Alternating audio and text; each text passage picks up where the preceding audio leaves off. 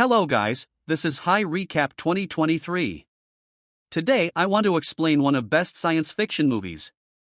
The human race decides to colonize space as sea levels rise as a result of rapid climate change in the near future. They spend decades relocating the majority of the population to the shelters they create in the space between the orbits of Earth and the Moon. After the population has subsided, shelters for 8, 12 and 13 establish the Adrian Republic and start invading the other shelters, starting a long-lasting conflict with the Allied force.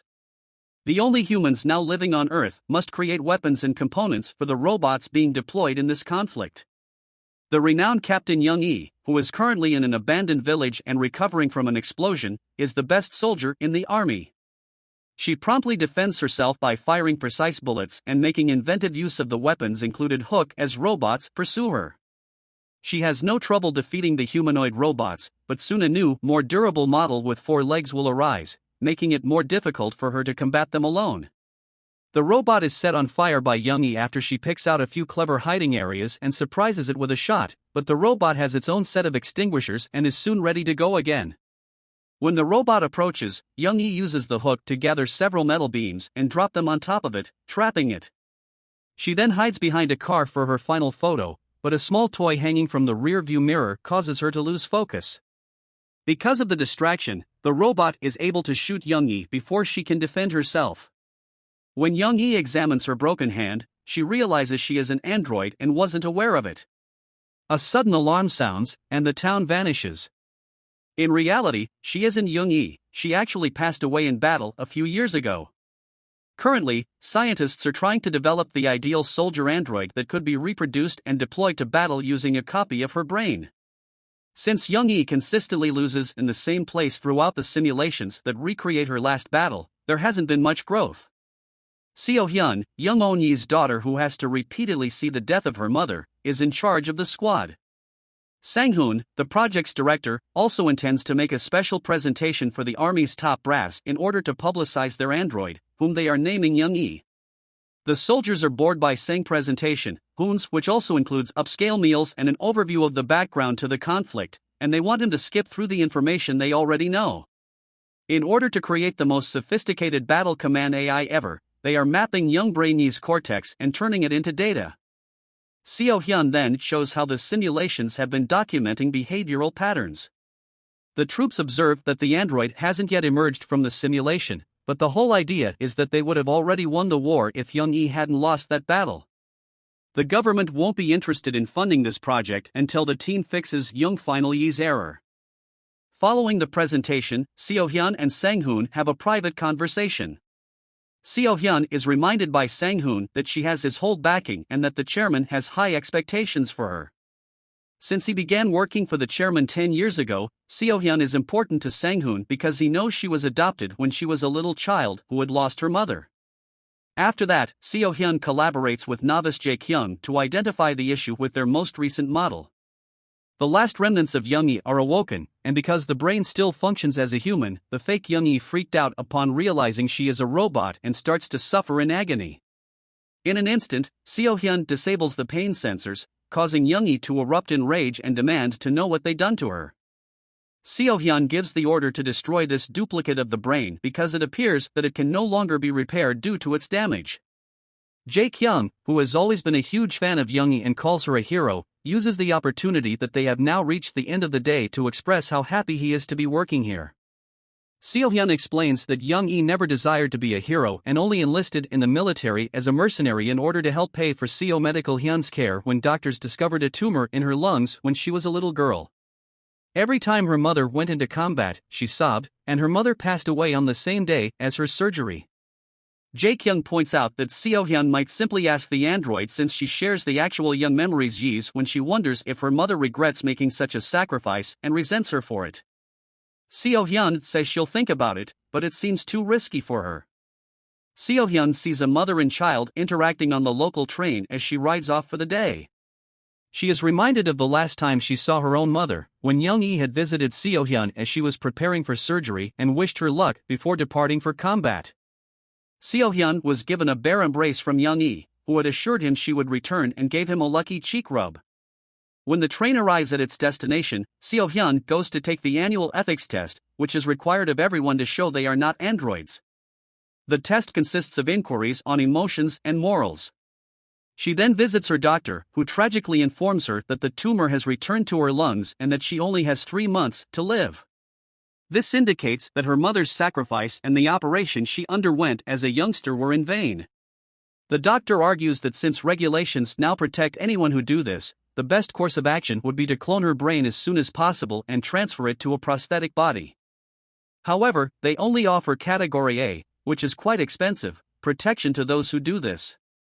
There is also Kind B, which is less expensive but gives up rights like marriage, mobility, and adoption. In exchange, the government expects compliance by demanding access to her brain data.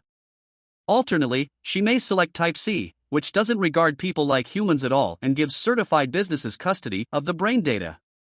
The person using this choice will no longer be an individual and will instead be one of thousands of clones, but at least the prosthetic is free. To obtain the funds for her daughter's surgery, Jung-Yi had selected Type C. Due to the fact that the doctor is also an android, Seo-hyun makes a commitment to think about it before leaving him to refuel. Seo-hyun reflects about the day corporate executives visited her home and persuaded her grandmother to sign a document allowing them to utilize young brain-Yis to create androids in exchange for paying for Seo upbringing. Hyun's along with the promise that her mother would always be a hero, they gave Seo-hyun an action figure of Jung-Yi, but Seo-hyun is still not sure if that was the right move. Seo-hyun visits her mother's unconscious body, which is kept in a separate room to prevent the brain from rotting, as she finishes her day. The following day, Seo-hyun recreates the brain and prepares to test it on a fresh simulation. But before they begin, Sang-hoon instructs the crew to shoot the android in the leg because he wants to try a different approach in an effort to attain a different outcome. Seo-hyun finds it painful to witness her mother's suffering as Jung-yi wakes up in the simulation with severe leg pain from the wound. Jung-yi tries to battle through the discomfort, but she is quickly outmatched, and her desire to fight begins to wane. However, just as the adversary is ready to murder her, a new part of young brain-Yi starts to light up, and she gets to her feet to continue fighting, killing the robot with just her fists before being shot by another foe. Sang-hoon is thrilled by this discovery and is prepared to brag about it to the superiors, even though it is unfortunate that they have already lost this new brain. The following day, the entire crew departs from the labs and makes their way to the corporate offices, but the chairman isn't there. Instead, the new head of the product development department greets them and begins to make fun of Sang-hoon, not taking him seriously. Sang-hoon is perplexed by the need for a product development department because the company has never had one because it only manufactures weapons, and he frets about the possibility that weapons development will be scaled back. However, his worries go unheard and the team is sent away without receiving any clarification. Sang-hoon continues to berate the new worker while returning to the laboratory and makes a vow to uphold the chairman's vision. A few days later, the crew learns the chairman has stopped by as they are considering the new components for their next android test. In order to ensure Seo-hyun is psychologically healthy while working with her own mother as an experiment, Sang-hoon queries whether she has been taking her ethics test on the way to the meeting. Sang-hoon freezes as soon as the two walk into the office, showing that he is actually an android that the chairman created by copying his own brain, although Sang-hoon is completely unaware of this. The Allied force and the Adrian Republic are signing a pact, which means that the conflict is finished and that no longer will weapons be required, according to the chairman, who has arrived with this crucial news. However, he doesn't think the research on Jung-yi was useless because it taught them a lot about creating effective AIs, which they can now apply to creating androids that will perform housekeeping and provide other services. The chairman admits that his first goal was to become immortal by transferring his own brain into Sang-hoon, but he ultimately chose to copy it instead because he didn't want to live within a machine that would always feel artificial. Seo-hyun wants to carry on with her mother's initiative regardless of how false it may be, but the chairman refuses. The crew returns to work a short while later since they need to fully finish the job before shifting their focus. Sang-hoon becomes enraged because Jung-yi keeps dying in the same place and they can't isolate it by activating the new brain area, so he decides it's time for some crazy theories. Seo-hyun is forced to watch her suffer as the pain center in her brain intensifies when Sang-hoon forces the team to activate the android and cut her arm. Sang-hoon, who is in a frantic state, tries to shoot the android's legs next to match the wound from the previous day, but the new brain areas still won't light up. When Seo-hyun finally snaps and disables the system to relieve Young agony, Yi's Sang-hoon becomes furious and threatens her with his revolver. Seo-hyun is not sufficiently alarmed by this, and she maintains her position. However, before Sang-hoon can take things too far, another employee arrives and tells him the chairman wants to see him. Seo-hyun thanks her staff for all of their hard work as Sang-hoon walks away silently. She instructs them to compile all the data they have gathered and give it to her even though it is time to conclude the project. Later, Seo-hyun concentrates on looking at the statistics while ignoring the ache in her lungs. She was shocked to discover that her mother's brain had been exported one final time without her knowledge. Seo-hyun enters Jae-room Kyun's after hearing some strange noises while on her way to do some investigating. What she discovers there is somewhat unsettling. Jae-kyung had been being flirtatious with a new android created to commit sins while still sporting young face. Yi's furious Seo-hyun slams Jae-kyung against the shelves and calls him a pervert once the robot has been covered with a blanket. However, Jae-kyung replies that he was simply carrying out orders. It turns out that building domestic AIs also entails constructing intimate companions, and because Jung-yi was so well liked, people would pay a lot of money to have her as their girlfriend. Considering that Jung-yi is a Type C persona, anyone can use her. Seo-hyun is devastated by the news and sobs as she leaves the room, recognizing how she should have anticipated this when they gave her an action figure of her own deceased mother. Seo-hyun returns to the lab a short while later to spend time with the android before the project is abandoned.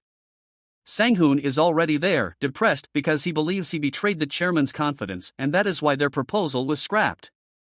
After turning off the pain sensors, Seo-hyun ignores him and walks inside the android room, where he wakes her awake.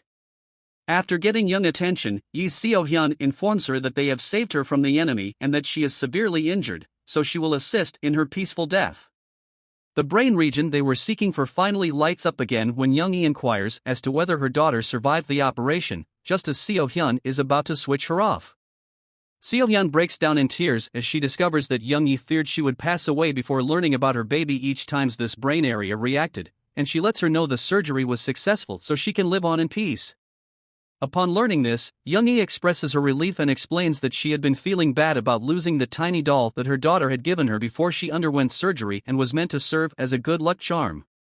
She consistently loses at the same location because the small doll in the car and her remorse serve as a distraction. Seo-hyun switches her off when she can no longer take it and breaks down in a fit of self-guilt. She understands there's one more thing she can do after getting that off her chest. The following day, Seo-hyun asks to run one final simulation before everything is turned down. When the other team members have left, Seo-hyun deletes the unnamed portion of Young Brain Yi's after she promises them she would set up everything by herself. Then she starts to speak in her ear, warning her of all the bad things that will happen to her if they don't take action after the previous simulation is completed. When the final simulation begins, Jung-yi follows the customary battle procedures and perishes in the same place. Sang-hoon doesn't care that Jae-kyung found some strange readings indicating the brain's response was weaker because the experiment is already over. Sang-hoon is on his way to his room when he suddenly realizes that he also noticed something odd as the other staff remove the android. Rushing back to the lab, he requests a slow-motion playback of the simulation so he can be certain Jung-yi wasn't truly shot. She didn't actually fall on the regular area, she only appeared to. Sang-hoon instantly sounds the alarm, and Jung-yi responds by punching the staff members who are removing her. Seo-hyun rushes back inside the lab and erases all of the original project data while everyone gets ready for emergency measures. When Jung-yi looks for a way out, she finds a room full with several robots that resemble her. Before she can accept this, Sang-army hoons of security robots locates her, starting a bloody struggle. But Jung-yi easily defeats them all because she is a great fighter. She seizes the opportunity to use a maintenance machine on a robot that is pushing her into it. One of the robots suddenly takes advantage of her blind area, kicks her in the back, then pushes her up against the wall to murder her. Finally arriving at that precise moment, Seo-hyun disables the robot just in time. She then assures Jung-yi that they are in this together, and because it is the voice from her nightmares, Jung-yi believes her. A few minutes later, a fresh batch of security robots show up at the hangar. Before shooting at Jung-yi, they let another android carry Seo-hyun away. When they check on the body, though, they find that Young Body Yi's is empty. Checking the surveillance footage indicates Seo-hyun left the corpse with her mother's face behind to full security and transferred the brain copy from the ordinary body to a security android to escape undetected. Sang-hoon is waiting for them on the train, which Seo-hyun drags Jung-yi into after learning it isn't as empty as she had assumed. As the train departs, Sang-hoon advises Jung-yi to keep her distance from her daughter and accuses Seo-hyun of being ungrateful for everything the chairman has done for her. Jung-yi is shocked to learn that this is her little daughter, but Seo-hyun interrupts and explains that she has erased all information about herself from her memories in order to start over without making any additional sacrifices.